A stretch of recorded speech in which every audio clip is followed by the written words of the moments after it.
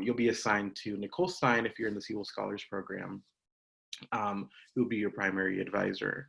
All the advisors will be having kind of a meet and greet this week. So if you did receive an email, then go ahead and meet Nicole. If you haven't, then you're fine and you'll be with me in the fall. I just wanted to make a note of that.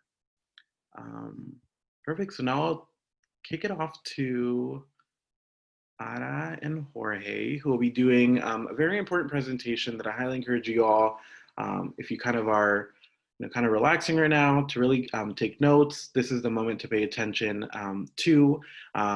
They will walk you through on how to register for classes, how to search for classes, and all of those features. So if you have a notepad or something, please feel free to take notes on this important session. All right, so take it away.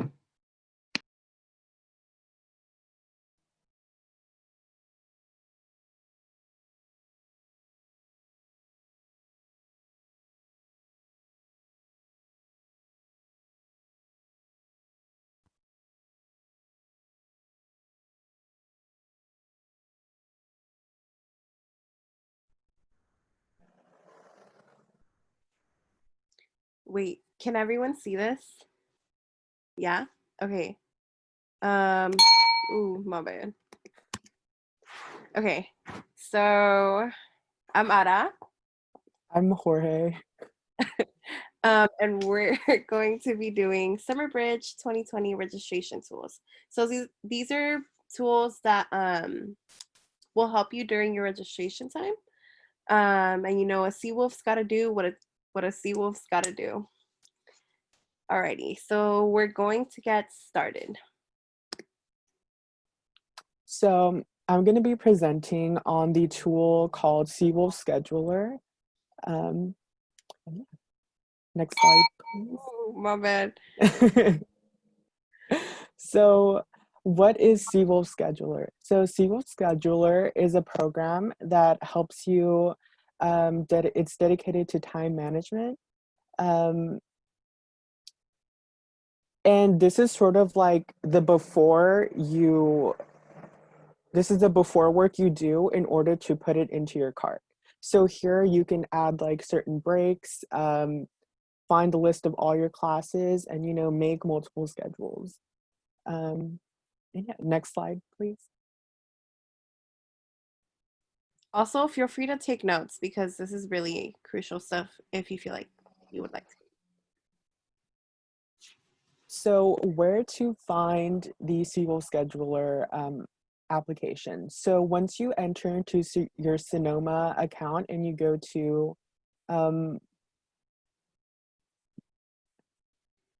my bad. Can you go back?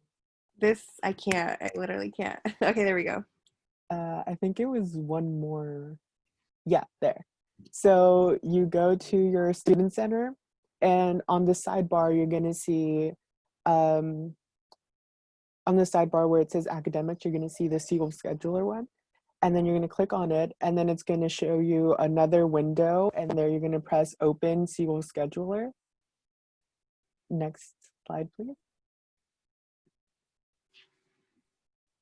And from there, it's going to take you to this window, which is labeled Add Course. And here you can search by the different subjects that y'all want to take, or the specific course number. There's also many other little like tabs. As you see there, it says search by course attribute, or you can do by your degree, or even by a specific instructor that you would like to do, or you would like to take the course by. So then right here, it does a little example one for you all. So here they picked the subject art history, and then the little drop-down menu gave them all the classes for that specific course, which was the 300 one, and then right here, it gives you all a little description of what the course entails. So a little summary of what you're going to be doing in the course. And down here, it also shows you what attributes it does. So in the summary, it's going to give you all a little look into what specific category uh, the course attribute goes towards. So the cool thing is you can even look at some courses that double dip. So I know we mentioned that last week, where some courses can go for, let's say, A1 and then also like A2. And yeah, next slide, please. Like I said, you can also do it by search by course attribute. So we can pick the specific like section y'all want to do. So here they gave us B2, and then it gives you all the subjects there and then all the courses. And with anything on Seawolf Scheduler, it's always going to give you a little summary of what is going on in the course, and also what areas it ticks off. Next slide, please. And another really cool part of Seawolf Scheduler is that you can add breaks. So I think breaks are very important. So making sure that you space out your classes accordingly to your schedule. And another awesome thing about Seawolf Scheduler is that it will tell you when classes are conflicting. It will give you a bright red notification, so y'all don't have to do too much of like searching around. And yeah, on this little side, it shows you exactly how to add your break. And yeah, everything is pretty self-explanatory. Next slide, please. I will add something about the breaks in there. I just want you all to be mindful to not just add a break also in there just because you just hate 8 a.m. classes. Like, yes, that can be at times kind of helpful, but there's also some classes that you have to take, unfortunately, that are at 8 a.m. And so, you know, I have a lot of students who typically come through and they're like, well, I only want to take classes twice a week. Okay, got to be a little realistic about some of the courses that might require you to be on campus 3 times. And so I do love the break feature. I think it's great if you're working and you know your shifts already, or if you are an athlete or anything like that. But if it's more just for your own pleasure, then that kind of sometimes can limit your options with classes. So I would kind of use the break option as just an additional feature, not always required for each one. And to add on to that point that Ricky made, we also have to be realistic. We are freshmen here, so a lot of your courses might get taken up fairly quickly, so you might have to take those classes that aren't like the best timing. So I would also want us to keep that into account as well. Next slide, please. So once you add all your classes down, you can actually pick, right, pick which classes you want to generate in a schedule. And then you are going to, actually before that, in each class section, you're gonna have a little view, little pop-up. And there you can pick the specific times that are available for that course. And obviously you're gonna pick those times accordingly to the schedule that you would like. After that, after you go in and pick all the times for all your classes, you're gonna select all the classes you want on one schedule, and then you're gonna press generate schedule. And here is where they're gonna show you exactly how it's gonna look like. It can also show you conflicting classes. So if classes are at the same time or the specific time range you have for that class. You could also generate multiple schedules with different classes, and also changing around the classes you would like and even the times you would like. Yeah. Next slide, please.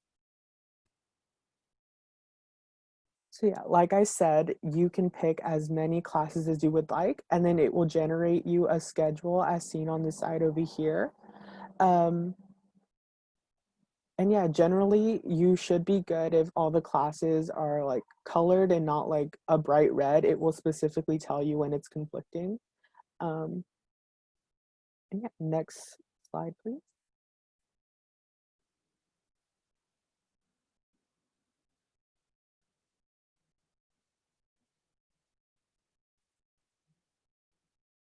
Um, sorry, Ada, for some reason my Wi-Fi is like acting up. No worries. You want me to take it over? Yeah, I will chime in when I can reload my screen. Yeah. Okay, so here we see comparing schedules. So sort of similar to what Jorge mentioned, you know, you pop up, if you pop it up, you get a visual like exactly of when classes are at what times.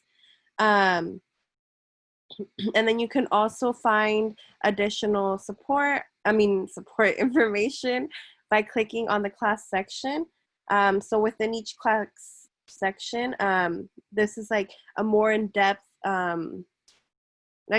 information about, like, you know, how many seats are open, you know, what like times, who's the instructor, the title, even the section of the course, the units.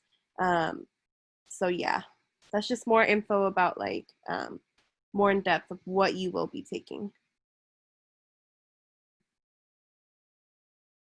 Okay, I'm back, Got it. Ada. Yeah. Awesome.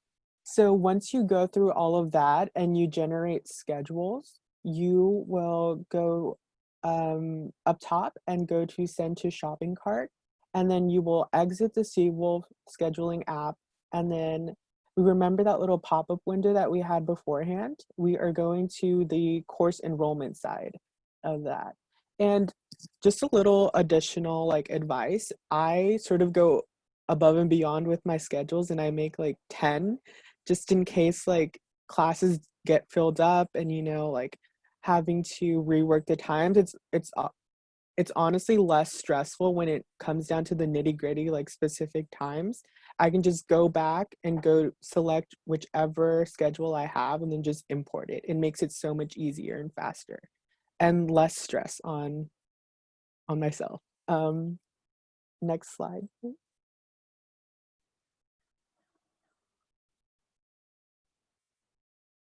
Ara, is this your slide or mine? This is still your site. Okay, sorry. So then once we go into import cart, it's going to take you to this little pop-up window, and then you are going to press this little button that says import to cart. Next slide, please.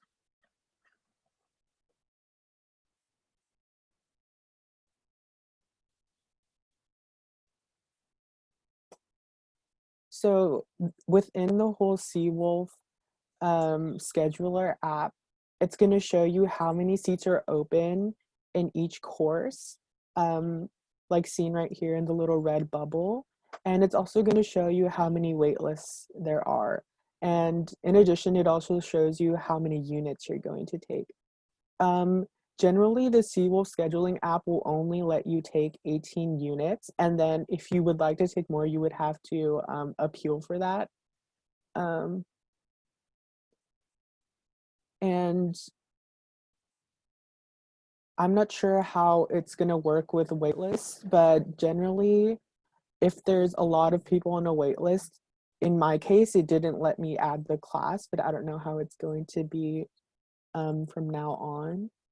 And yeah, Seawolf Scheduler just takes a lot of precautionary measures so you don't like have to like rework too many classes. It's going to tell you all the information straight up. Next slide, please.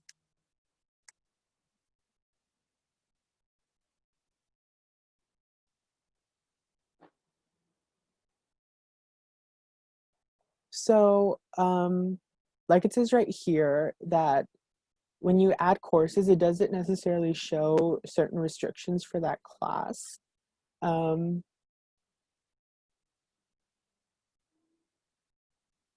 But I think once you go into import cart, it will show you if there are certain restrictions. I don't know if Ada has more information on that, or even Ricky. Yeah, I did want to add in, yes, correct. So as Jorge mentioned, in the Civil scheduler, you won't see any restrictions for courses. And so for some of you right now, some of the classes that you're enrolled in have a restriction that says reserved for EOP students or EOP first-time freshmen. Um, if you take a course later on, it might say, you know, this is only reserved for criminal justice majors. Um, and so always, you know, once you import kind of your classes from the SQL scheduler into the system that we actually register in, um, take a look at the restrictions just to make sure that you aren't missing anything. Because what would happen if you do not meet that um, requirement, when you go in and try to add the course, it's just not going to let you. And a lot of students are always wondering, you know, why can't I get into this course? But they fail to read the enrollment information, which typically says, oh, this is only restricted for a um, specific group of students. So be mindful of that when you are enrolling into those courses.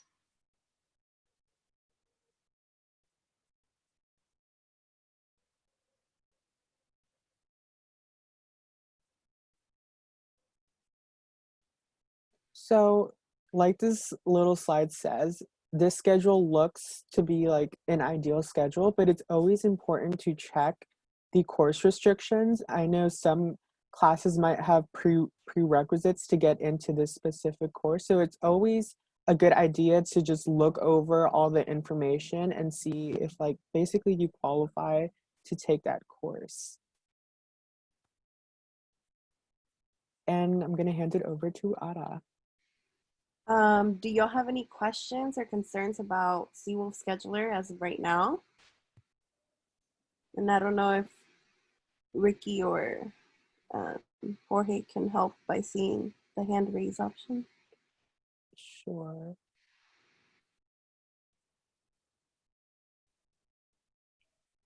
And the leaders will do a live demo towards the end too.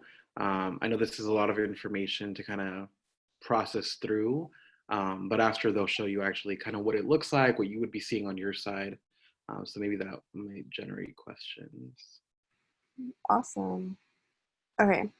So another method that you can use is search by enroll. So this is pretty much, I want to say it's like the old school, and correct me if I'm wrong, Ricky. You've been here, you know, longer. So search by enroll is another method that you can use when registering. So what you do is first, when you're on My SSU, you would get to, like, there's like an enroll, and I'll show you in the live demo, but there's an enroll button, and you basically you have to make sure that you click the correct term. So you always make sure that you're on the correct term. And then here you can search, enter the class number. So let's say you know the class number, or if you want to do a more of a general search, like you know what subject you have to take, but you don't know exactly what, you can sort of do a class search here. So from there, so this is an advanced search. So the other one was basic. So pretty much with this, so make sure, you know, here are some key things, like make sure that you're in fall 2020, check or uncheck show option classes depending on the preference. So again, most of you will be pre-regged for a lot of the classes, but the classes that you are looking for, I always like to see show open classes, or just show all classes. That's just my thing, just because like the more you get into, or like through your years, it's better to see like all your options, in my opinion. So you expand the arrow to see additional search criteria. Select GE as the course attribute, so you are taking a lot of general education classes. And then select a specific GE area as the course attribute value. So for those that did, I don't know if y'all saw, like, I believe it was like last week, there was a degree overview thing, and I believe Ricky did one too, about your if I'm not mistaken, the 48 unit GE pattern that you all have. So there are criteria that you do have to fulfill. So that's sort of what this last thing means, like select specific GE area. So like, let's say I want to finish, I don't know, my biological sciences, my B2. I would look in that and see what classes are available if that's something that I want to do this semester, or my US history. So it all depends. But this is sort of like an extra search of like, if you want to get more specific of like, this is the area that I want to do this semester or that I have to do for whatever reason. But yeah. So once you do your search, something like this will pop up. So this is Psych 250. I actually took this class. So with this, you'll see different sections, different lectures, like professors. So you see, so walking through, you'll see the class, like number, you'll see the section. So like what sections they are. That's always crucial to know. The days and times, and then you see the room, so Stevenson, which is a building. And then you'll see the professors, and then you'll see the meeting times. So like, when is this meeting, like for the semester? And you'll see the status. So if it's, so right here, this green means that it's open, you're good to go. If it's yellow, like a yellow triangle, if I'm not mistaken, that means that you will probably be on the wait list, or that it's like filled, but there's still a wait list option. I like to say, like, I like to encourage people that I help, like, and Ricky, correct me if I'm wrong, because I'm not an advisor, but I like to encourage people to like always waitlist themselves, because you never know. Like, let's say you're number one, you probably have a higher chance of getting into the classroom than a person who's waitlisted for number 7 or so on. So I always like to encourage people to always put themselves on waitlists, and if it doesn't work out, then definitely speak to your advisor. So then from here, you would select a class. So right here, as y'all can see, like the highlighted one is the middle one. So you would click select, and then, so from there, as you can see, it'll give you class information. So, you know, similar to Seawolf Scheduler, and sort of what we mentioned, this is just more in depth of like, is it open? How many units? Which class attribute it fulfills? So like which area, and so on. And waitlist total, so like how many people are probably, correct me if I'm wrong, Ricky, but this is like the how many people can be on waitlist, if or are on the waitlist. Yeah, so that means the number 5 that you see there, that's how many people are on the wait list for the course. And then the capacity, I mean, it's pretty unlimited, how many people can be on a wait list. But this one, if you see, that it's kind of interesting. It says that there's 9 available seats, but there are 5 people on the wait list already. As I mentioned kind of earlier about the restrictions, let's say this course is restricted for EOP, and they say, all right, we have 9 spots that are reserved specifically for EOP. Out of the waitlist total that you see there, that means that they'll fill up whatever spots they can, and then those 5, whoever, let's say, I don't know, let's say there's 7 spots left. Those 5 people on the waitlist will then automatically go into those spots that are open. As Anna mentioned, if you can waitlist for the course, do it. I think typically I tell students if it's below 10 or 15 people on the wait list, then I probably would start looking for another one. You know, if you are kind of number 1 or, you know, you number 2, that's probably, you have a pretty good chance, or pretty high chance, I should say. And I know that they'll kind of show you how to wait list for a course. But yes. Awesome, thank you. So registration. So when you are about to register, you know, it'll look something like this. There's 3 steps. So here you see it's step 1 of 3.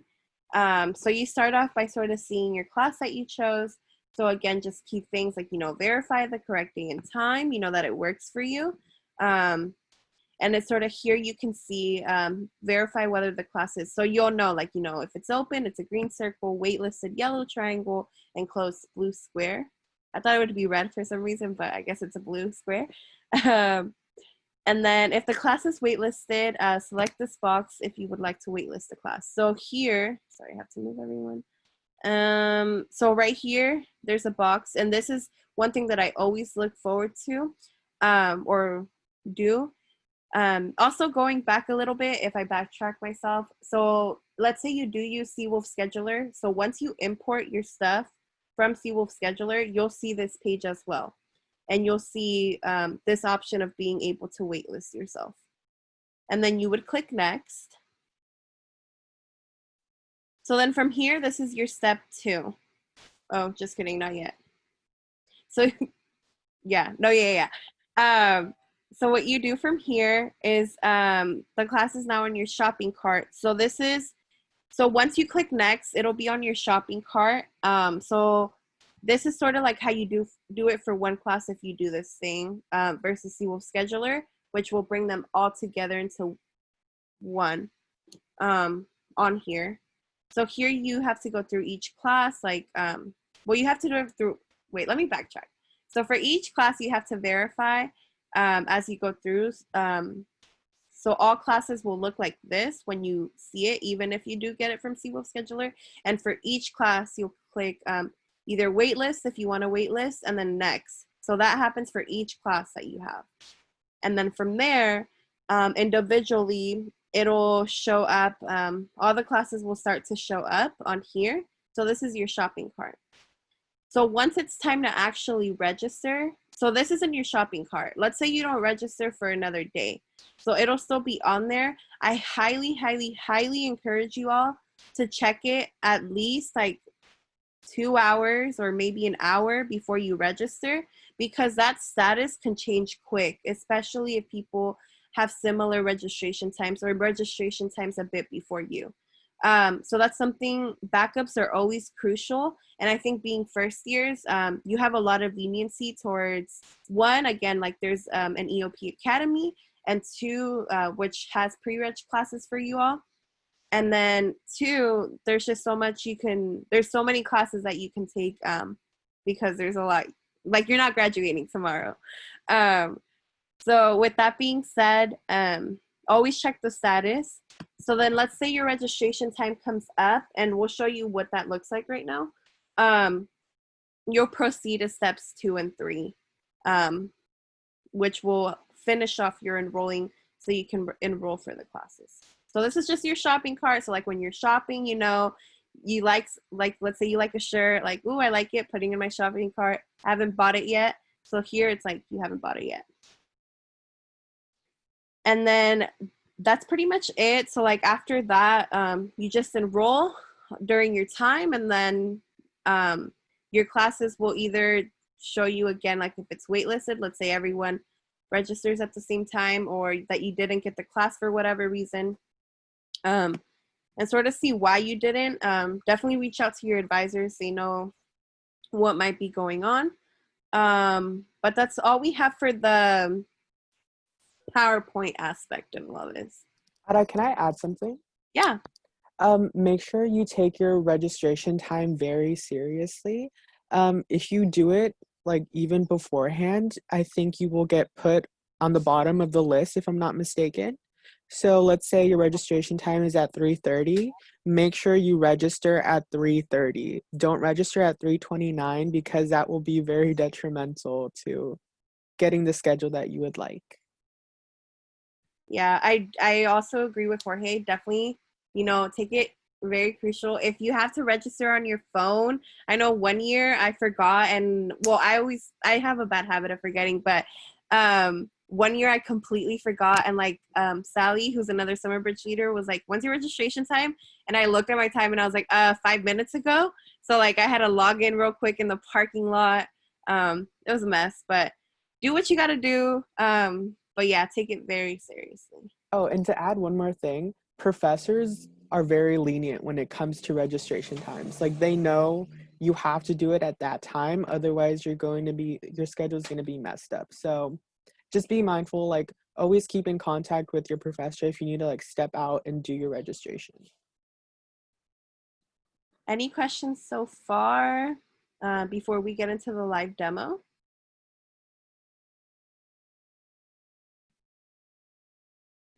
I have a question. How do we know when our registration time is? So I'll show you that in the live demo. But you should also get an email. Okay, thank you. Okay, let me, oh, this is so weird. Okay, so I'll sort of we'll both sort of explain what things are. So obviously, do y'all know how to get to this page? From the faces that I see head nods, so yeah. Speak up speak up or ask in the chat if y'all have any issues or questions. So you go to My SSU. So here you see a lot of things. So you go to Student Center. Is there a question? Yeah, so Lizette said, how many classes do we register for since we're already pre-enrolled in some? Ooh, that's a Ricky question. I would just say be mindful of the 18 unit cap. But yet again, we are also freshman year, so we don't want to overwhelm ourselves. I think EOP generally wants you to take between 12 to 16 units to stay on the 4-year graduation track, if I'm not mistaken. Yes, you're correct, Jorge. So many of you are already enrolled in about 9 units of courses. So that means that, as Jorge mentioned, if you want to reach that 12 full-time status, then that could be an additional course. I think many of you could probably enroll into 1 or 2 courses and be okay. I would definitely not encourage the 18-unit limit, especially your first semester, because you're transitioning, you're doing things online, which isn't the same. But at some point later on, you can definitely go up the unit amount, and that's fine. So right now, you'd probably be taking on average about 4 to 5 classes every semester. The university says that you can take about 15 units each semester and graduate within the 4 years. Be mindful that this is if nothing ever happens in your life and it's kind of just like a nice little breeze. We know that things come up. We know that some semesters are more challenging than others. So there might be a delay there. But that's kind of just what the university puts out. Awesome. So to answer your question, Alondra, yeah. So one, you'll probably get an email around like registration time telling you when your registration time is. Or also when you're on this page and you can't see it now because like I've already registered. But on here, like on this section of like quotes to do advisor, around here typically it'll be like registration, and it will tell you your time and date and when it's open and stuff. So around here you'll see that.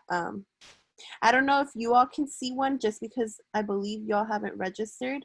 So it might be something to look like at. Okay, so I'll do Seawolf Scheduler. So another thing with Seawolf Scheduler is when you open it, you might sometimes get an ad block depending on your computer or depending on what device you're on. So just be mindful of that. See, like I already, yeah, okay. So this is Seawolf Scheduler. As you can see, this is my current schedule. So like I already registered for classes, as I mentioned. So I guess I'll go in first with a break.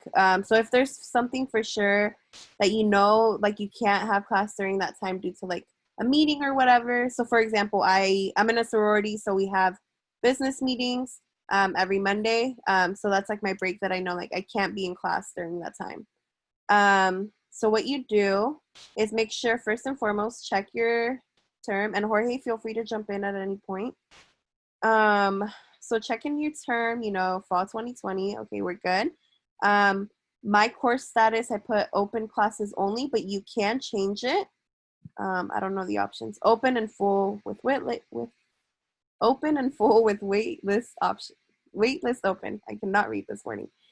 So I'll change it just so y'all can see the differences, and then regular academic session. So what you do is add a course. So here you can search by subject. So like if you know like a certain subject, there's also course attributes. So for example, like, you know, your regular GEs and stuff. So let's say you have to complete a history, right? So like a D5, I believe that is. JK, maybe I don't know. Oh, here we go. Oh, just kidding. I don't know why I was expecting just history. Or let me change that, just because that will confuse me. Okay, there we go. Okay, so anyways, so it'll show you subjects that fulfill that attribute. And then from there you choose. So for example, something that I've seen, you know, women and gender studies, you know, I believe that's an option to fulfill this class, but there is also history. So for example, I took, I believe 251, so search that up. So here it'll tell you, you know, the name, sort of like a general thing, what it satisfies down here. And yeah, so this doesn't have any prerequisites, right?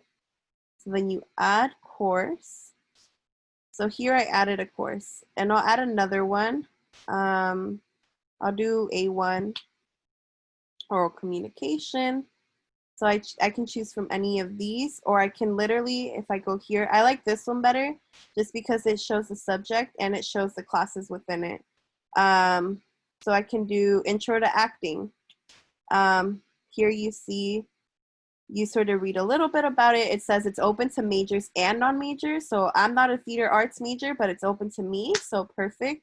And it'll show you GE area 1A. So that's what it fulfills. So then you go. And then what you do is you click, what I do is I click Seawolf Scheduler, and it'll take you back to this page. So now I have these two classes. And honestly, there's a lot that you can do on here. There's like, if you click on sections, you can even see like who offers what, when, where, what times. And if you just click on it, you sort of have them all click to see which one would work better. Yeah. Once you press the, do you mind going back up? The sections? Yes.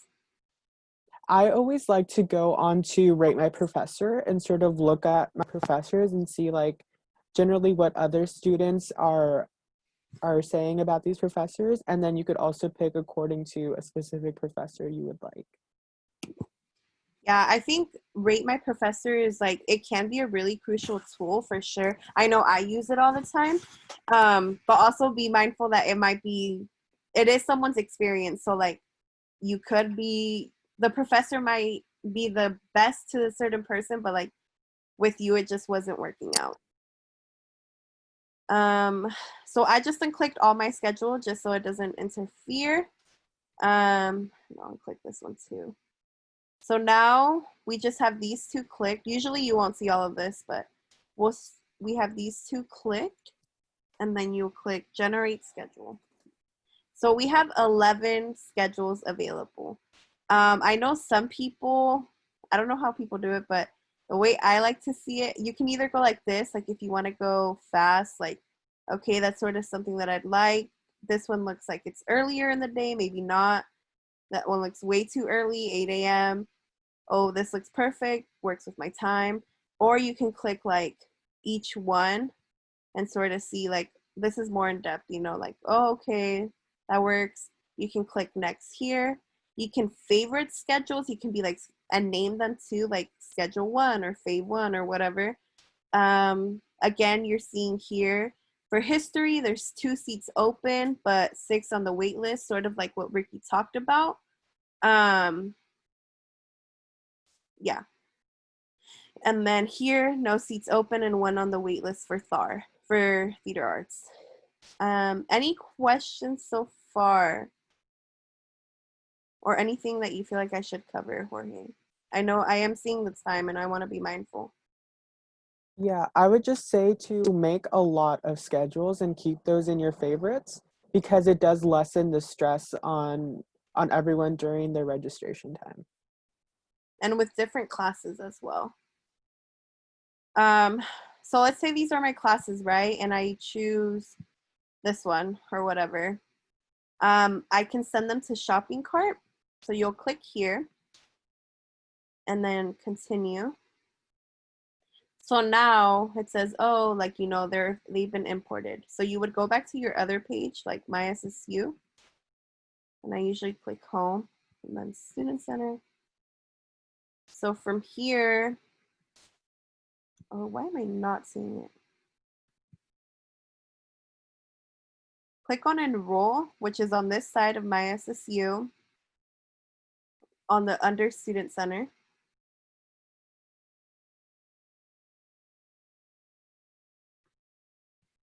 Also, this might not let me just because.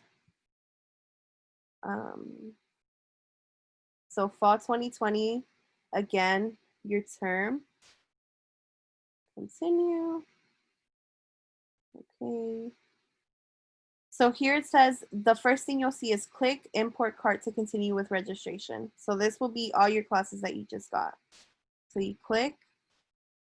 Again, you see, click on the wait list. If you want to wait list for the class, wait list. So now I have here in my cart, in my shopping cart, I have 2 classes that I'm waitlisted for as of now, before even registering, so not officially. And then, well, this was my other site class, but so that's sort of like something that you'll see. And then once it's time to register, you proceed. And then if you get the classes, your classes will look something like this with the green check. Yeah. Is there a question? So Abigail said, can we do this together by sharing our screen if we have trouble? I would say in my breakout room, I could do that. I don't know if Ada would want to do that. We could also host some other Zoom sessions if y'all are interested in that. Yeah. And we'll definitely be here to help throughout the week leading up to your registration. We understand this is stressful, but just know that you have all of our support. And then real quick, we have a minute. I don't know. Ricky, what do you think? You're not keep going. You're fine. Okay. Just real quick, I just wanted to show y'all Enroll. So that was sort of like a gist of Seawolf Scheduler. Obviously, if you have further questions, like Jorge said, we'll even host a Zoom meeting, et cetera, et cetera. So here is Enroll. So instead of Seawolf Scheduler, you would click search, like either if you know the number, like I mentioned, or just a general search. So if you click here, you sort of see this. So sort of similar, you know. I like to do the additional search criteria because this is just like a class search of like something very specific. So for example, like if I knew I'm in psych, I know it's like psych like that, and like 250, which is like the intro to psych class. But if I didn't know that, I'd go here and I'll do general education, course attribute, general education, your GE. And then here you sort of choose which one you want to do. So for example, like I mentioned, let's say I want to do math, so complete my B4. Also, mine might look a little different just because my GE pattern is very different from y'all's. So then from here, just put GE B4, and then search.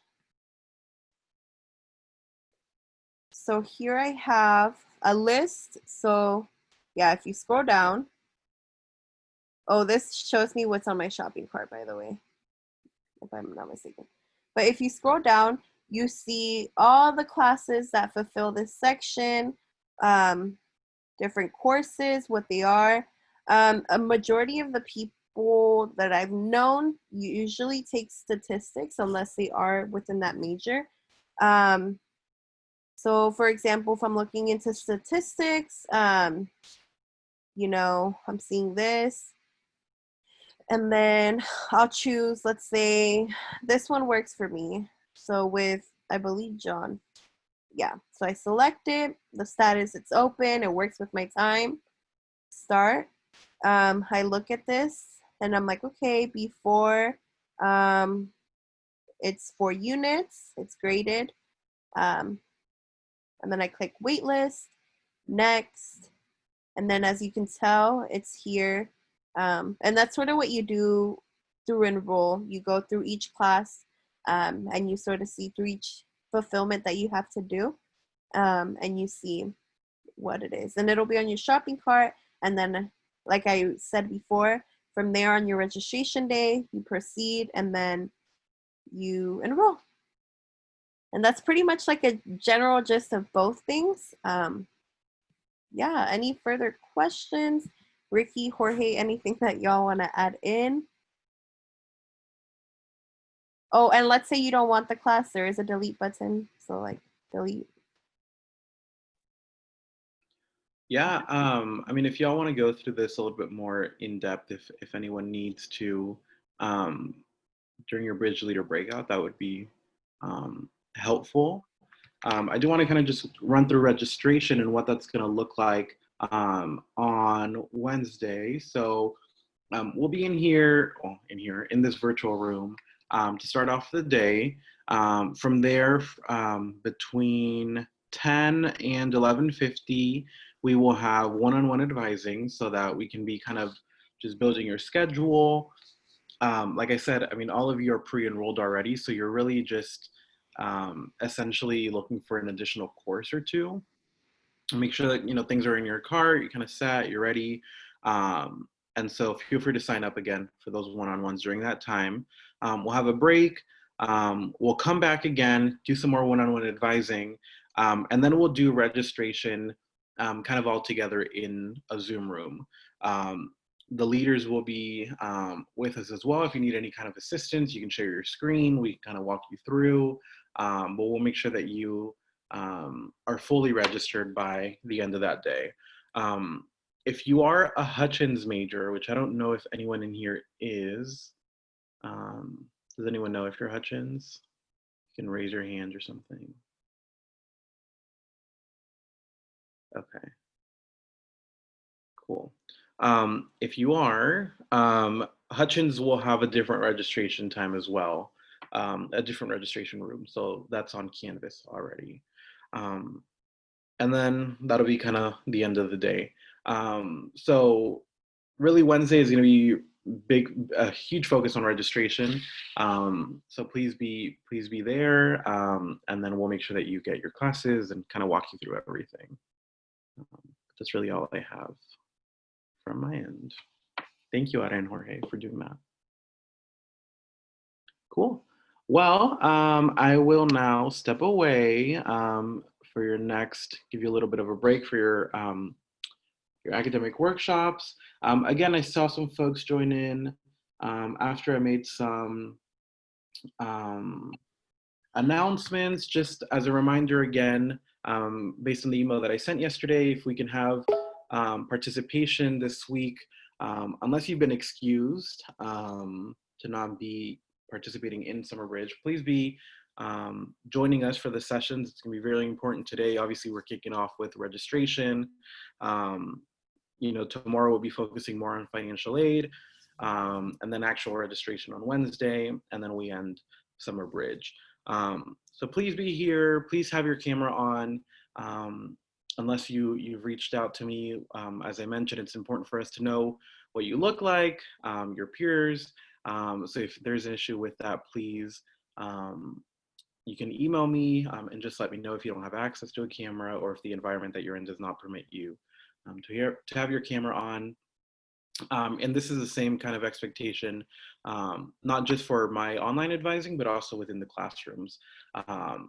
You know, like I said in the fall, you know, some professors might ask you to turn it on. They don't they won't be as flexible. So please just be mindful of that. So I appreciate those who kept it on.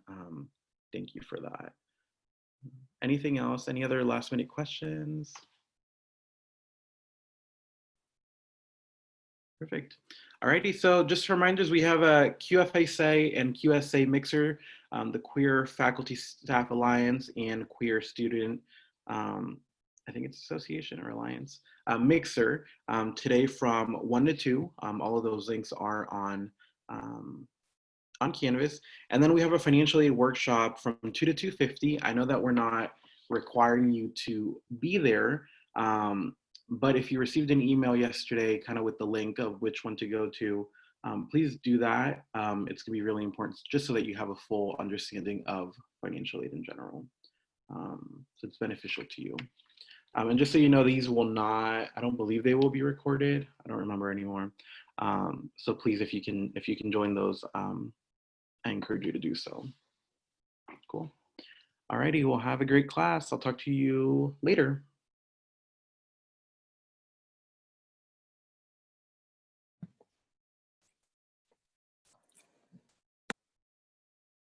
To add to what Ricky said, he mentioned that the financial aid workshops won't be recorded, and that's so we can keep some sort of anonymity for all of y'all, because it's going to be broken up into traditional financial aid, so FAFSA, and then the DREAM Act. So we just don't want anyone to feel uncomfortable, you know, with that piece of information. So definitely attend, because it's a big help for y'all.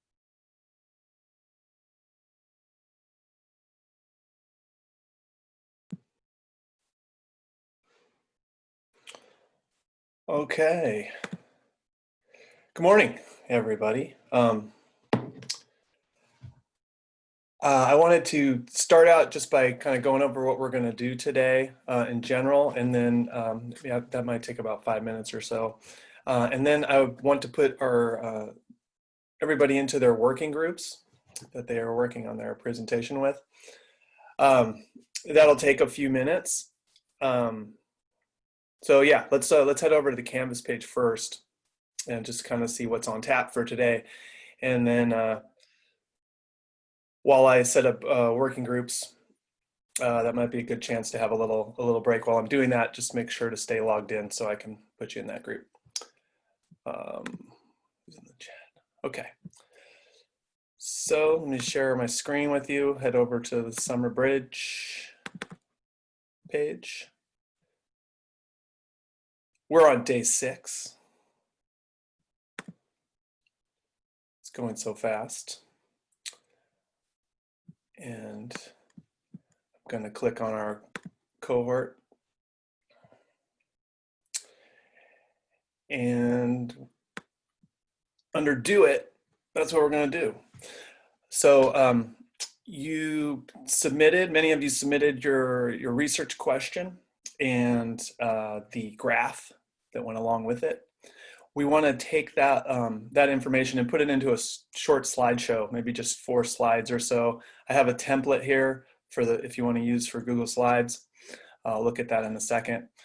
But basically during this first hour, when you're in your work groups, you're going to work on just putting that slide presentation together.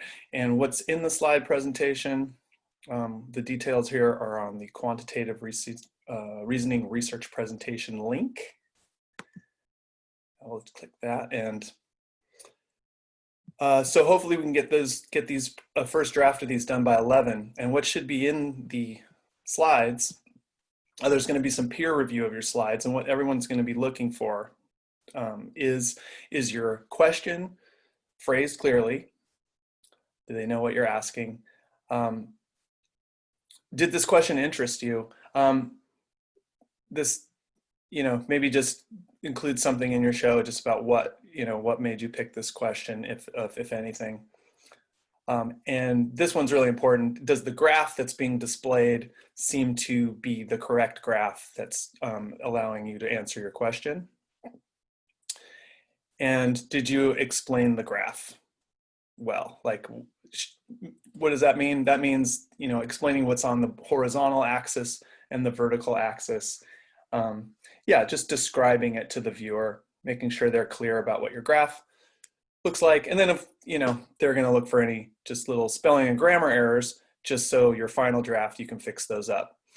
So yeah, we can talk about what the peer review a little bit afterwards, but that's what your slideshow is gonna have in it. So let's see.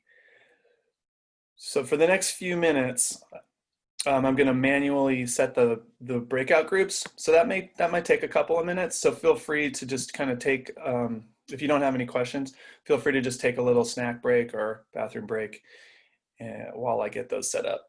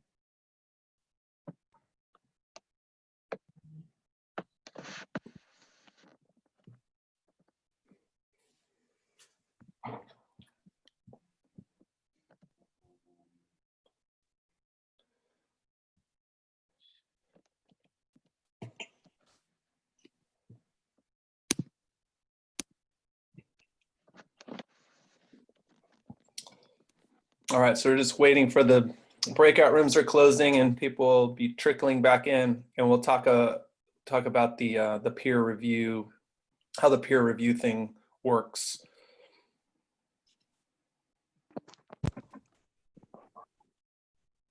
So I think I'll just go to sharing our Canvas page here.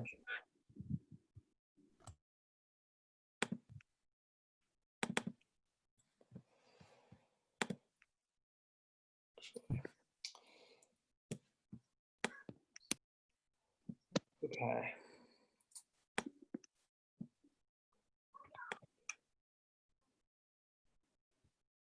All right, so if you're still need a little more time to submit, that's okay.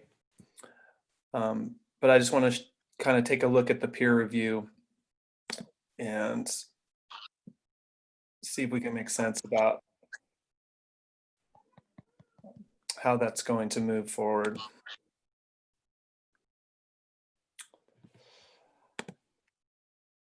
All right, so I'm clicking on my presentation, and you're going to be, I think you should be getting assigned these peer reviews right now. I have it set for 11 o'clock, so I think that should be happening, and that's happening randomly. It's possible you get assigned somebody in your own group, which is okay. I think you can just maybe do a little reflection on your own assignment and just, maybe you didn't quite get to the point where you felt like it was all done. You can just kind of comment about the things that you still need to touch up. So it's okay if they're in your own group. Just be, give yourself some constructive criticism and also some compliments. Okay, so it says finding your peer review assignment. So if I click that, it looks like it shows up in your recent activity stream. You should have 3 peer reviews assigned to you.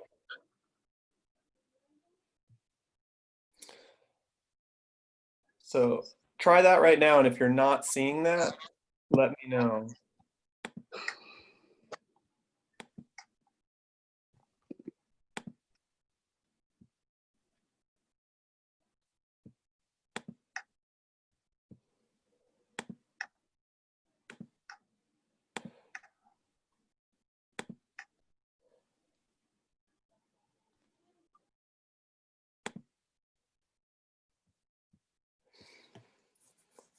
If you are seeing that and you feel like you know what's going on, you can go, start the peer review. And if there isn't one there yet, maybe move on to the next one, see if that's there, and come back to see if one appears where there wasn't one. This is on our Canvas thingy? Yeah, so here's what I'm getting. So how do you know if you have a peer review assignment? So your instructor can assign you to review another student's assignment, which I think I did to my knowledge. And to see the reviews you have assigned, it says you can see it in several places on the dashboard, but there's the recent activity, which is kind of, I think, the thing you see first when you open up Canvas. Your global activity stream, which I've never heard that term, but if you click on that link, you can see it there. Also, apparently it's on the to-do list.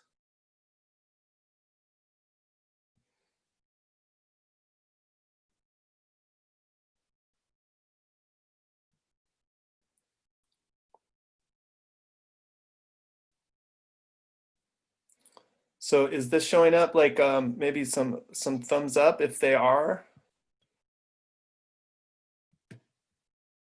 If you're going to these, you're clicking these links and there's nothing there. Okay, so I'm getting some thumbs up in there. If you're having trouble, maybe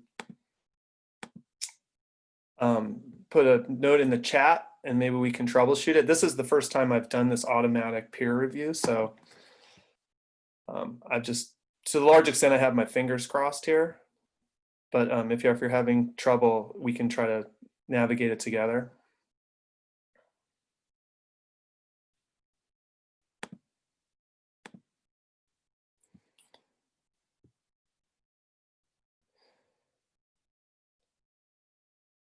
And basically, once you do your peer reviews, once those are all done, those can be, they can be coming in all, let's see, when is that due? Let's see, they're not due until tonight at midnight.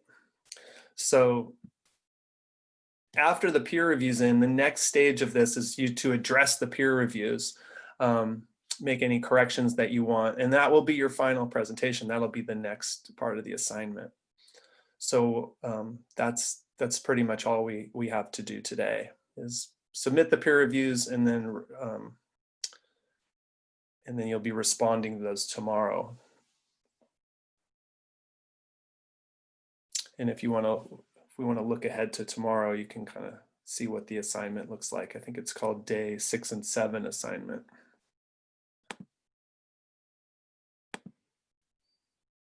Yeah, I'll just take a little preview of that. I can't find it, but I'm not sure if it's because I'm on my phone, because I also can't upload my slide. Okay, yeah, I've never used the phone with Canvas, so I'm not sure what kind of things are limited. I would assume you would see it though on your to-do list though. Like it shows up the like to submit the slides, and I can see the revised assignment, but I can't see like what you're showing me, like who I was assigned or stuff like that. Okay, so you can't see the peer reviews assigned to you? But I don't know if that's because I haven't submitted my slide. Oh, yeah, that I think maybe. So again, this is the first time I've done it, but that makes sense to me, that they wouldn't assign you reviews until you submitted it. Has anyone they've submitted their slides, but they are not seeing the peer review?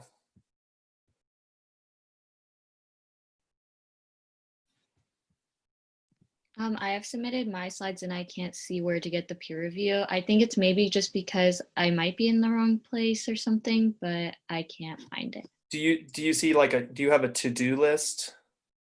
Yeah, I do, and that's where I was looking, but I don't see it. There's no, okay.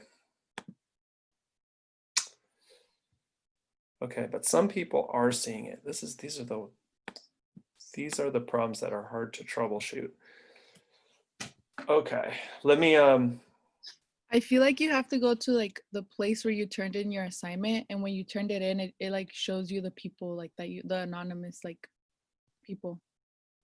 Okay, I'll try it.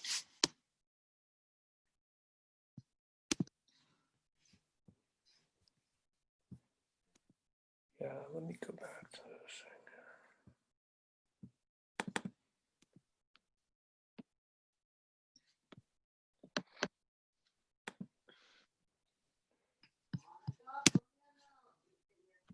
So I found a way to submit my slides. So I submitted my slides. So let me check if I can see the.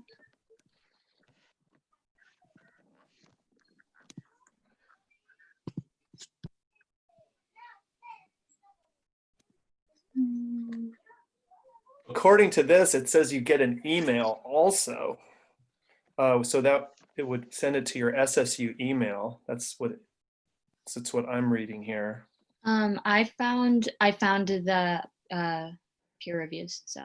Okay, good. Alondra, are you good? Was that you talking, or? No, that was me, Kayana. Oh, okay. Thank you, Kaina. Alondra, are you getting anywhere? No, I'm still looking for it. Okay. Yeah, you might want to check your SSU inbox too. That they're claiming that an email is sent out when they're. I just checked it and I didn't. Ah. Yeah, I haven't gotten an email either. All right, maybe the email, but who's that talking? Yalid. Yeah, so you can't get in any way, and you didn't get an email. I think it's I'm the one. I think it's all of group 1 because I didn't get one either. So your whole group is not. Yeah, that doesn't make sense because the grouping is through Zoom and not through Canvas. Unless you guys are all submitting it in the same way. The way I found the peer review assignments was I submitted, like where I submitted my slideshow, like under where it says submitted, there's like 3 little tabs that say like anonymous user, and then those are the peer review assignments. Oh, Yeah, that's how I was telling her to find it. okay. I wonder if it's because they are anonymous reviews. Maybe that works different because people won't see your name. They won't know who reviewed. So maybe that's the issue.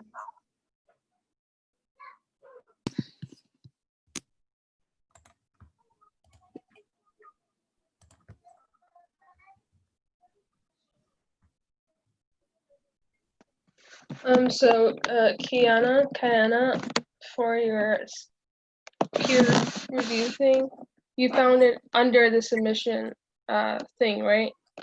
Yeah, so so when I submitted the assignment, there's like a thing where it says like submitted and the date and the time, and then underneath that it says assigned peer reviews, and then, they should be there, and they're titled anonymous user. Oh, okay then. Oh, I don't have assigned peer reviews of Me this. Okay. Me. I'm trying to submit my slides, but I can't find a way to do it. Like not letting me.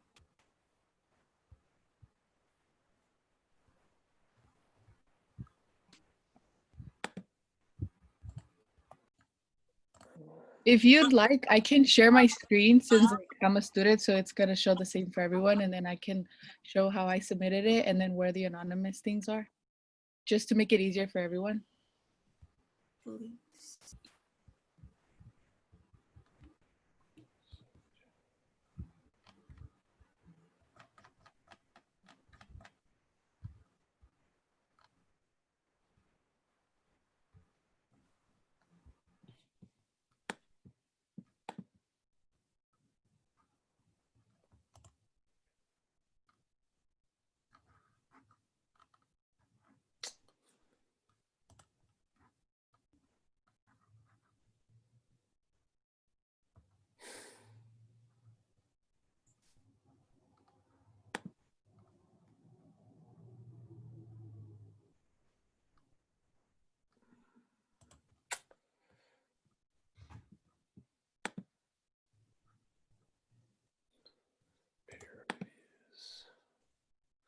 Okay. I can see who's been reviewed. Let's see. Professor, Oh yes, go ahead. I think what Yuleda said might be easier for the students in regards to maybe since they see the same thing on the Canvas page, while you try to work maybe things on the back end. I don't know, but I think it looks from the chat as well. They think it's a pretty good idea if you're up for it. So I'm sorry, you wanted me to do Yuleda wanted to share her screen, so I need to allow that. I believe so. I think I have a setting where I let. Oh, there it goes. Yeah, I think their students are allowed to share. Yeah, I'm seeing on mine that some students have been assigned reviews and some haven't. So I'm going to see if like manually I can assign the reviews to people that haven't been assigned yet. And that's really strange because some people, Kiana's been assigned, but Denise hasn't been assigned. And so I think I'll just try to manually do that here, and then hopefully that will start. That will have students. They'll start seeing peer reviews being assigned, even though it wouldn't have been automatic. It'll be just me sending over individual assignments to review, if that makes sense. So if anyone had trouble, all you do is you go to Day6, and then you go on like the workshop we have today. Oh. And then you go to where the presentation is due. And then like I already submitted it, but obviously it shows like for anyone who has it, it says submit. and then you can just go to a Google Doc, and it actually has the Google slide there for you, because there's no like Google slide here. So you can go to Google Doc, and then it has it like, this is like writing and it looks different than that. So then all I did was press that and then submit it. And then to find it, all you do is like you go to where you turn it in, and it should be right here, like how Kiana was saying, the anonymous peer reviews.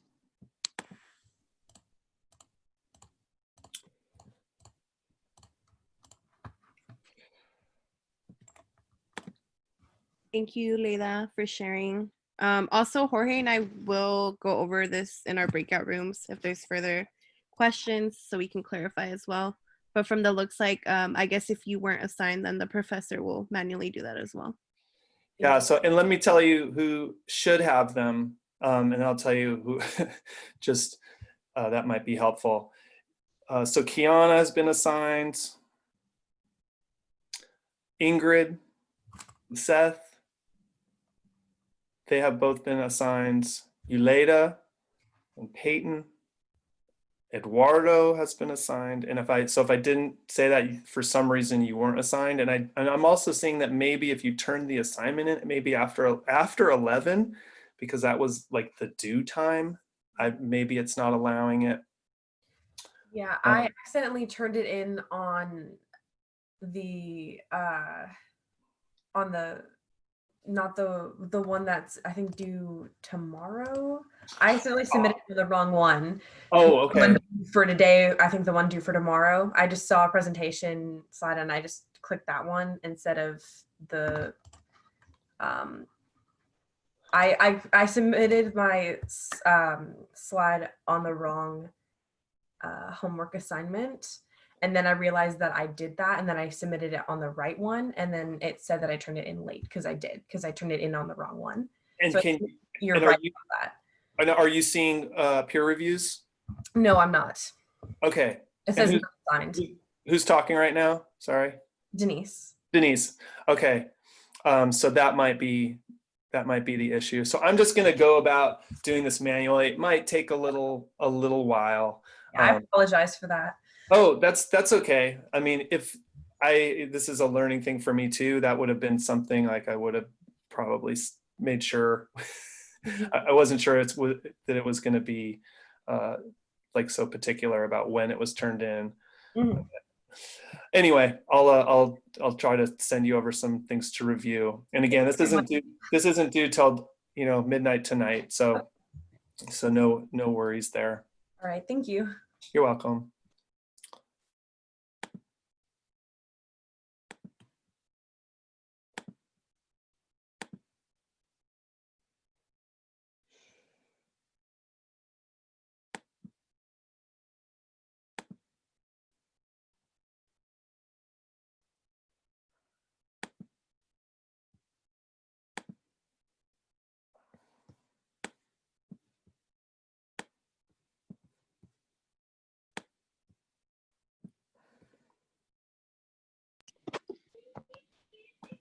So, Professor?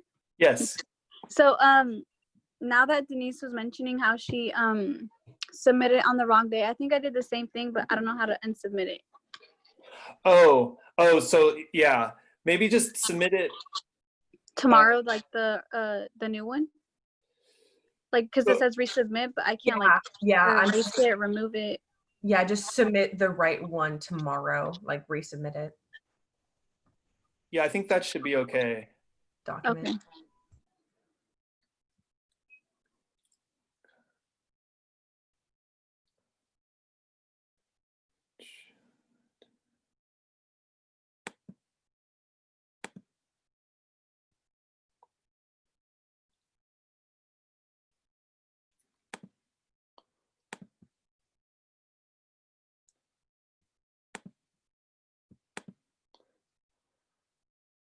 All right, so Abigail, I just sent you some to review.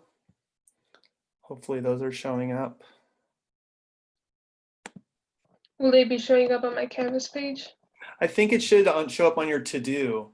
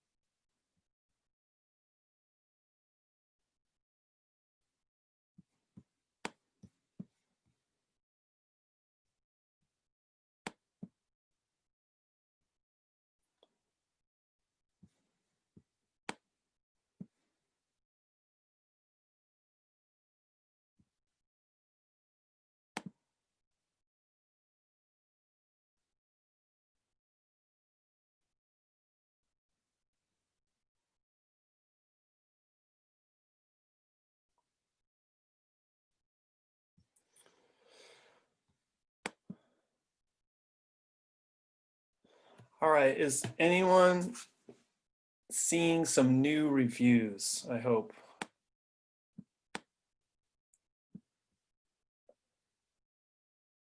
I'm seeing now that everyone has been assigned 3 reviews.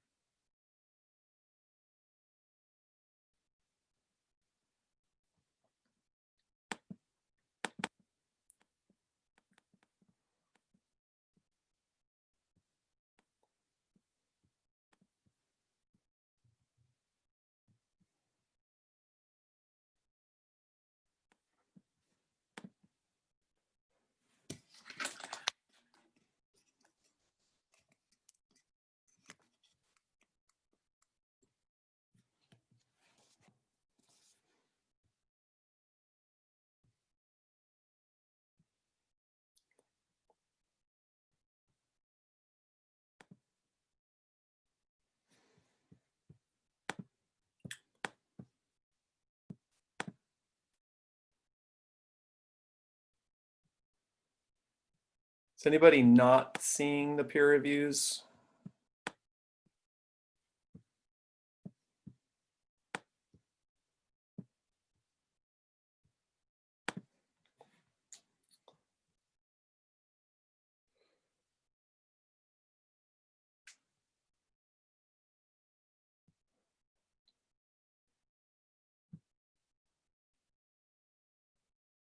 Okay, some good ones.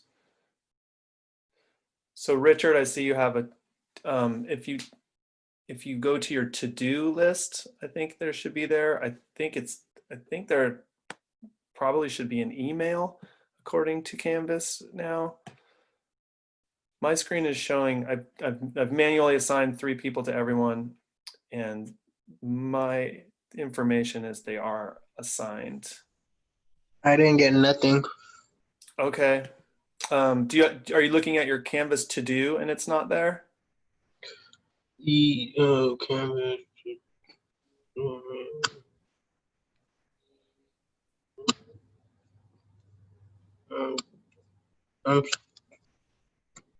I'm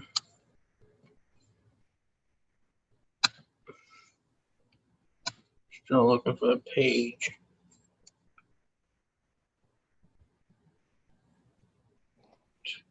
Peer review. Is it the peer review for day 6? Yes. Those ones? Okay. Yes, victory. Okay. Well, that's a relief. I was running out of ideas.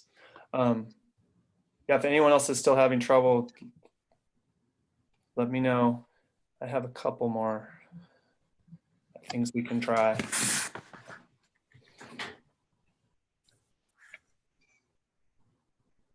Alondra, are you good on the peer reviews? Yeah, I'm good. I have them. Okay.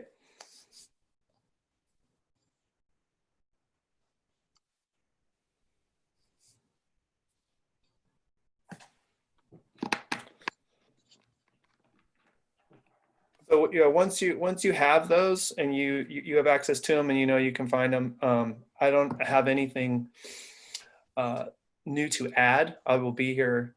I'll hang out till 11:50 or so to answer questions, but just to let you know, I have nothing new to present today. Oh, I'm sorry. Go ahead. Yeah, I was just saying, just feel free to ask questions. I'll be available. Oh, the other thing you should know is I'll be available from 1 to 3 the next 2 days. And I would like you to schedule an appointment on that to come see me, just to go over your final, just to go over your slides. And we can do that today or tomorrow. Actually, let's start it tomorrow. So it'll be I'll put up a Google sign up for the time where you can just get like a 5 or 10 minute slot, and we'll just go over your slides just to make sure they're done. And then once we do that, you can submit them, and that's your your signature summer bridge assignment. So I'll put up a link to that sign up sheet. Araceli, did you have something? Yeah, I was just gonna tell y'all, I highly, highly, highly encourage y'all to, try to at least take a look at it. I know right now we're like, it was a bit confusing, but I highly encourage you all to like go to the Canvas page if you see it, try to like see if you can work on it and stuff, and like see if it like things are working. Just because the professor does have like more access and is able to work behind the scenes of like who gets assigned what. So the sooner that you see like, oh, this isn't working out for me, the better that it is for us to help you all and to help y'all succeed. But yeah, highly, highly encourage you all to do so. That is great advice, not just for this assignment, but for pretty much any assignment, doing things kind of on the earlier side. I mean, that's true of all, school, even in the normal conditions, but now with the online difficulties, there's just, you're seeing it. There's just these unexpected things that come up, and it's very hard to fix them if we do them at the last minute. Anyway, so thank you for that, Araceli.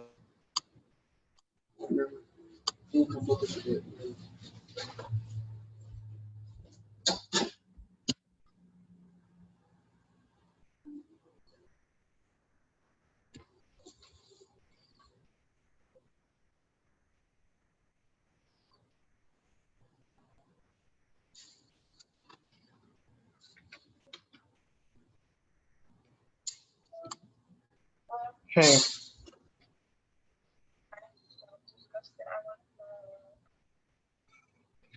Well, you can't feel that way because you didn't know. Like I want to puke, like my stomach hurts and I feel so nauseous. Well, you didn't know, so you shouldn't put that on yourself.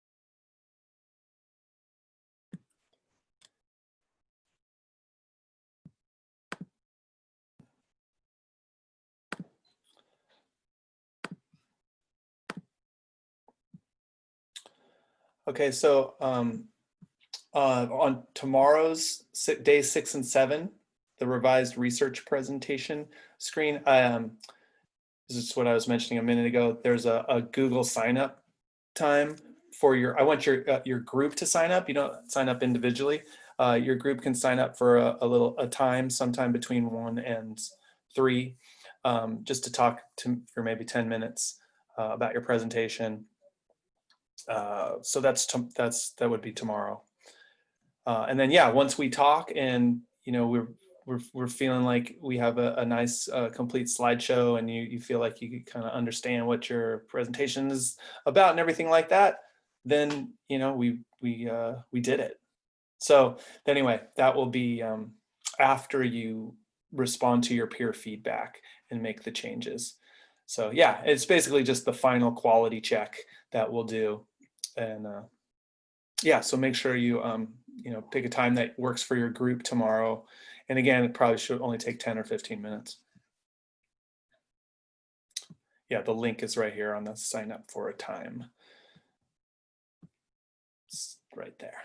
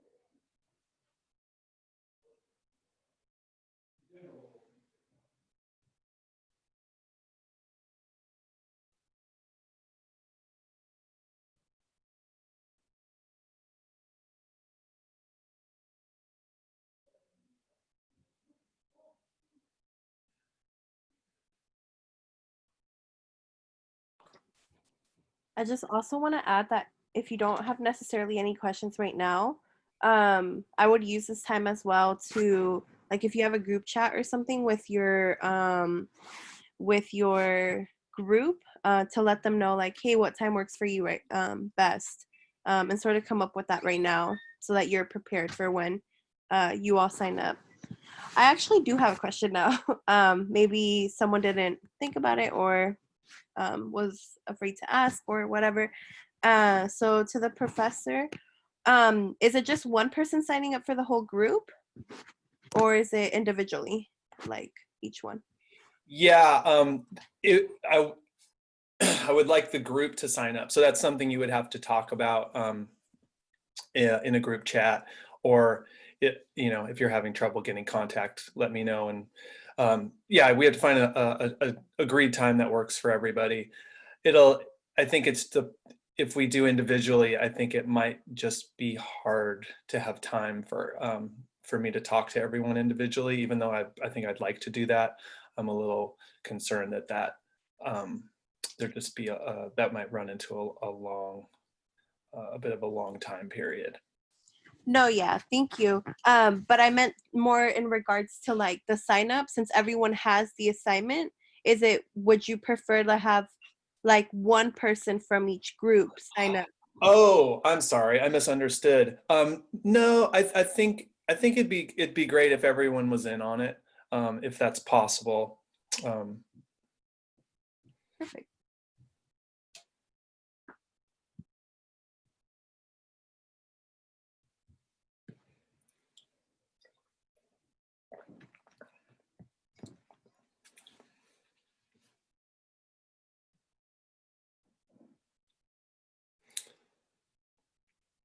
Yeah, and then I just do want to do a reminder that I will be available today for the normal Zoom time too, if something comes up between now and 2 o'clock.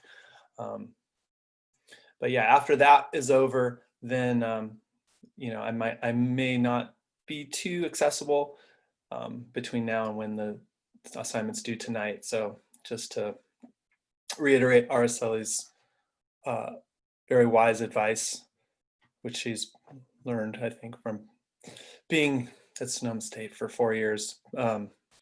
doing everything earlier can really avoid a lot of problems and confusions.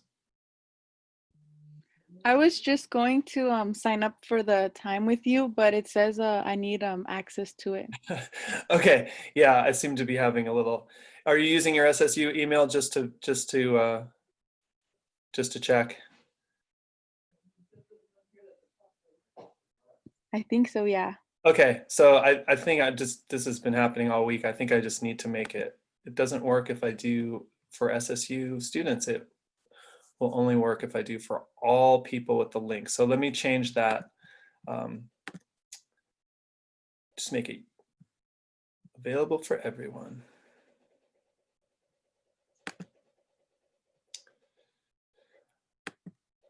Okay, so you later try that one more time.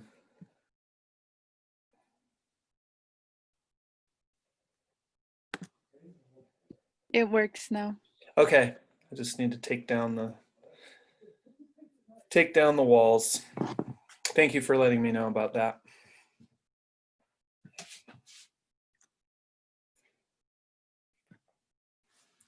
But I think you need to access like editing because I can only view it. Oh, right. This is not one just to read. Yeah, see, this is the point. I'd like to say I'm doing this on purpose just to emphasize RSL's point, but I'm not. But yeah, this really solves a lot of problems. Oh, I see. I think I'm not using my SSU email. Okay, that's not a problem. I will see. Editors can change permissions and share. Can view. Can edit.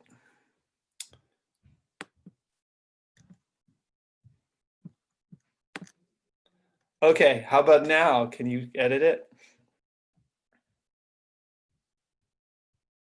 Yeah. Yay. Thank you again.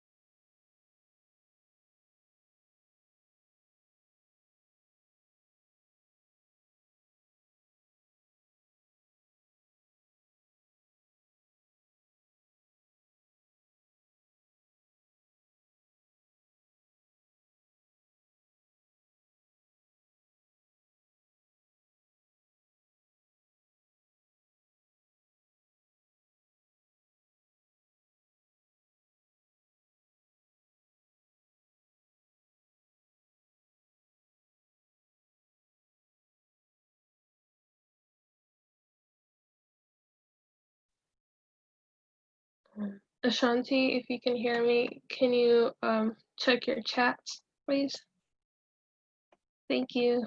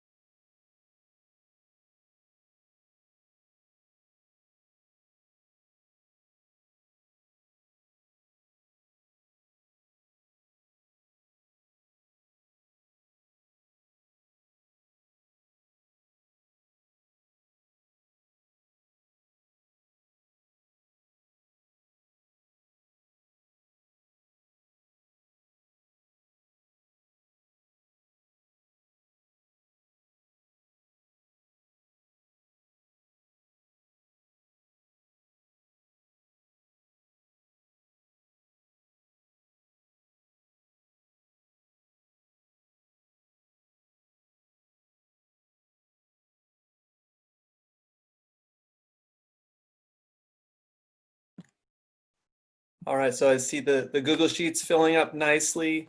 That's good to see. And some peer reviews are coming in. So I'm going to be signing off here now, unless anyone has another question. And then again, I have my drop-in Zoom meeting. The address is under the Need Help tab on Canvas if you need. And of course, email is good. Up until maybe 5 or 6 tonight, I will be replying. So let me know if if you're having any troubles, and have a great rest of the day. Thank you, Araceli. Thank you. Thank you, Professor. Yes. Oh, that was from you. I thought someone was asking a question. Okay. Bye-bye, everybody.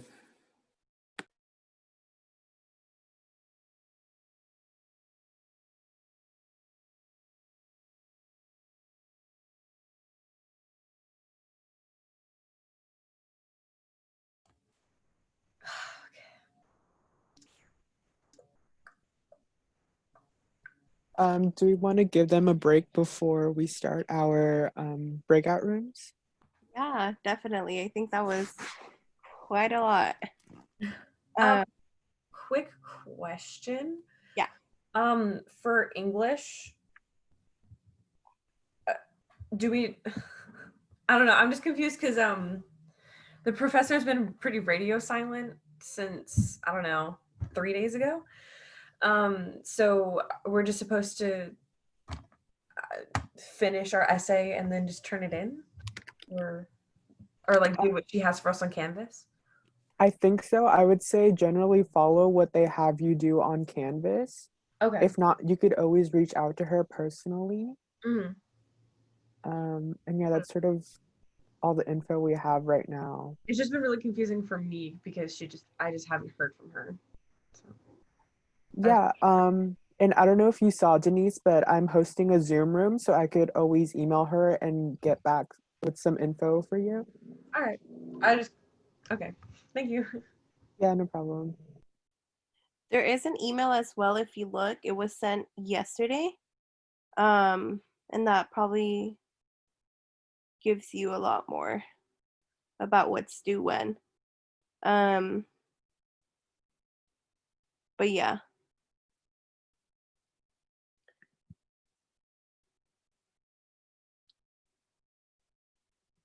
And it was sent from it just says Summer Bridge Cohort 7.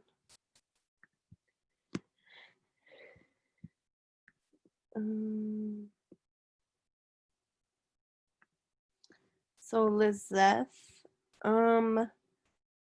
so you sign up, I believe it's if you click on day 6. I don't know. And then I can show you more once we're in our cohort. But if you go to day 6 and you go to the homework, I believe that's where you should be able to sign up. And someone can correct me on that.